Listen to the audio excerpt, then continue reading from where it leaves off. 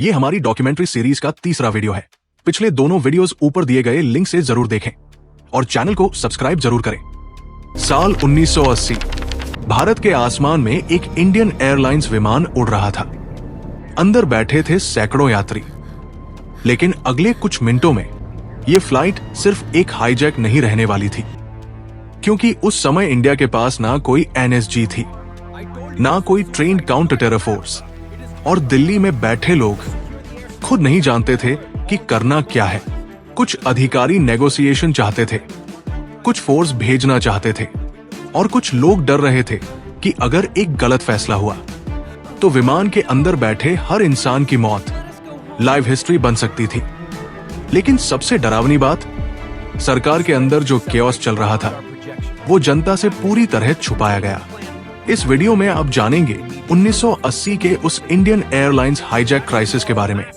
कैसे गवर्नमेंट के अंदर पैनिक फैल गया था, कैसे इंडिया को एहसास हुआ कि देश के पास कोई एलीट एंटी हाईजैक फोर्स ही नहीं है, और कैसे इसी केओस ने आगे चलकर एनएसजी जैसी फोर्स की जरूरत पैदा की। विमान अपनी सामान्य उड़ान पर था। यात्रियों को अंदाजा भी नहीं था कि कुछ लोग पहले से एक डेंजरस प्लान लेकर बैठे हैं। फिर अचानक एक आदमी उठा, उसने क्रू को धमकाया और कुछ ही सेकंड में कॉकपिट का कंट्रोल बदल गया। कैबिन में पैनिक फैल गया, लोग रोने लगे। कुछ पैसेंजर्स नीचे सिर झुकाकर प्रार्थना कर रहे थे, और पायलट्स को मजबूर किया गया कि वो हाईजैकर्स के आदेश माने। दिल्ली में जैसे ही खबर पहुंची, उसी पल शुरू हुआ असली नाइटमेयर, क्योंकि उस समय इंडिया के पास किसी एयरप्लेन हाईजैक सिचुएशन को हैंडल करने का प्रॉपर सिस्टम ही नहीं था। ना स्पेशलाइज्ड असॉल्ट टीम्स, ना एयरपोर्ट काउंटर टेरर यूनिट्स, ना रैपिड हॉस्टेज रेस्क्यू डॉक्ट्रिन। सरकार लिटरली रियल टाइम में सीख रही थी कि ऐसी सिचुएशन में सर्वाइव कैसे किया जाता है। दिल्ली के अंदर इमरजेंसी मीटिंग्स शुरू हुई। फोन लगातार बज रहे थे। Ministers, intelligence officers, aviation officials सब अलग अलग राय दे रहे थे। कोई कह रहा था नेगोशिएशन करो, तो कुछ कह रहे थे अगर टेररिस्ट्स ने पैसेंजर्स को मारना शुरू कर दिया तो। लेकिन सबसे बड़ा सवाल था, अगर फोर्स यूज करनी पड़े तो करेगा कौन? उस समय इंडिया के पास ऐसा कोई डेडिकेटेड कमांडो फोर्स नहीं था जो एयरक्राफ्ट हॉस्टेज रेस्क्यू में ट्रेन हो। आर्मी को बुलाने की बात हुई, लेकिन एयरक्राफ्ट असॉल्ट एक अलग ही लेवल का ऑपरेशन होता है। एक छोटी सी गलती और पूरा विमान ब्लास्ट हो सकता था। यही वो मोमेंट था जब सरकार को पहली बार महसूस हुआ कि देश डेंजरसली अनप्रिपेयर्ड है। और इसी दौरान कुछ रिपोर्ट्स के मुताबिक अंदर इतनी कंफ्यूजन थी कि क्लियर चेन ऑफ कमांड तक नहीं बन पा रही थी। हर गुजरते मिनट के साथ पैसेंजर्स की जान और खतरे में जा रही थी।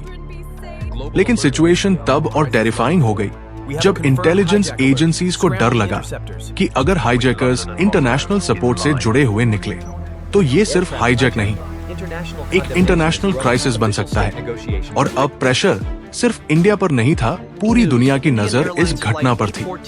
उस हाईजैक क्राइसिस ने भारत के सामने एक ब्रूटल सच ला खड़ा किया। इंडिया दुनिया के सबसे बड़े देशों में से एक था, लेकिन उसके पास एयरक्राफ्ट हॉस्टेज रेस्क्यू के लिए कोई डेडिकेटेड एंटी टेरर फोर्स ही नहीं थी।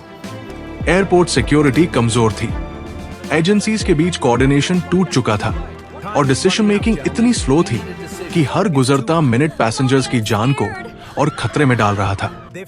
सरकार समझ चुकी थी अगर भविष्य में इससे बड़ा हाईजैक हुआ तो मौत का आंकड़ा सैकड़ों नहीं, हजारों तक पहुंच सकता है। यही वो पल था जब दिल्ली के अंदर क्लोज डोर डिस्कशंस शुरू हुए। इंडिया को अब ऐसी फोर्स चाहिए थी जो सिर्फ काउंटर टेरर मिशंस के लिए बनी हो। Fast deployment, hostage rescue, aircraft assault, urban warfare, सब कुछ। और आने वाले सालों में इसी डर, इसी पैनिक और इसी ह्यूमिलिएशन ने जन्म दिया एक ऐसी फोर्स को जिसका नाम बाद में आतंकियों के लिए डर और नागरिकों के लिए भरोसे का प्रतीक बन गया, एनएसजी। आज जब हम ब्लैक यूनिफॉर्म पहने एनएसजी कमांडोज को देखते हैं तो लगता है जैसे वो हमेशा से मौजूद थे। लेकिन सच ये है, उनकी जरूरत ऐसे ही क्राइसिस से पैदा हुई थी। 1980 का वो हाईजैक सिर्फ एक एविएशन इंसिडेंट नहीं था, वो एक वार्निंग थी, एक ऐसा मोमेंट जिसने इंडिया को दिखा दिया कि मॉडर्न टेररिज्म से लड़ने के लिए पुराने सिस्टम काफी नहीं है। और इस पूरी घटना का सबसे डरावना सच, उस दिन इंडिया बस किस्मत के भरोसे चल रहा था।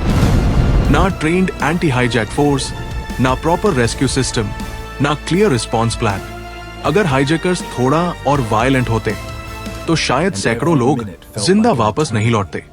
और तभी दिल्ली के पावर कॉरिडोर्स में एक फैसला लिया गया जिसे अगली बार इंडिया इतना हेल्पलेस नहीं दिखेगा। कुछ साल बाद उसी डर, उसी केओस और उसी ह्यूमिलिएशन से जन्म हुआ NSG ब्लैक कैट्स। उस फ्लाइट के पैसेंजर्स शायद कभी नहीं भूल पाए होंगे वो डर, वो अनसर्टेनिटी और वो इंतजार की अगला मिनट उनकी जिंदगी का आखिरी पल भी हो सकता था। लेकिन उस क्राइसिस ने इंडिया को बदल दिया, क्योंकि कभी कभी एक देश अपनी सबसे बड़ी कमजोरी सिर्फ डिजास्टर के बहुत करीब पहुंचकर ही समझ पाता है। और शायद अगर वो हाईजैक नहीं होता तो इंडिया में NSG बनने की अर्जेंसी भी कभी महसूस नहीं होती।